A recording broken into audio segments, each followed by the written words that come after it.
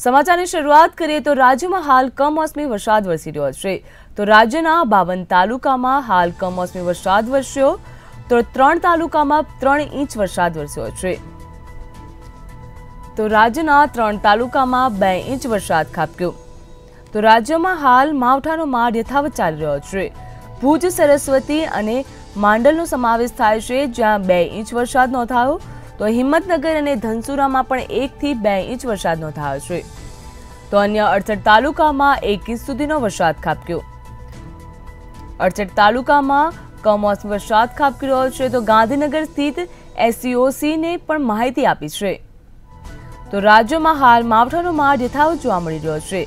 ગત રાત્રિએ પણ 10 વાગ્યા સુધી કમોસમી વરસાદ વરસ્યો હતો। ભુજ, સરસ્વતી અને માંડલનો માં 2 ઇંચ વરસાદ પડ્યો છે। તો હિંમતનગર અને ધનસુરામાં પણ 1 થી 2 ઇંચ વરસાદ ખાબક્યો છે। છેલ્લા 24 કલાકમાં રાજ્યના 52 તાલુકામાં કમોસમી વરસાદ પડ્યો। તો અન્ય 68 તાલુકામાં પણ 1 ઇંચ વરસાદ નોંધાયો છે। તો ખેડૂતોના જીવ પણ હાલ પડીકે બંધાયા છે।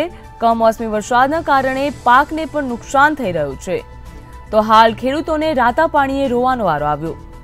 તો કમોસમી વરસાદના કારણે હાલ ખેડૂત પણ ચિંતામાં મુકાયા। તો હિંમતનગર અને ધનસુરામાં પણ 1 થી 2 ઇંચ વરસાદ નોંધાયો। અન્ય 68 તાલુકામાં પણ 1 ઇંચ વરસાદ નોંધાયો છે। તો ગાંધીનગર સ્થિત COCની માહિતી આપી છે।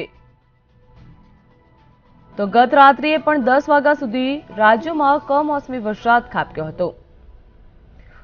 ભુજ, સરસ્વતી અને માંડલમાં 2 ઇંચ વરસાદ નોંધાયો। ત્યારે હિંમતનગર અને ધનસુરામાં પણ 1 થી 2 ઇંચ સુધીનો વરસાદ ખાબક્યો છે।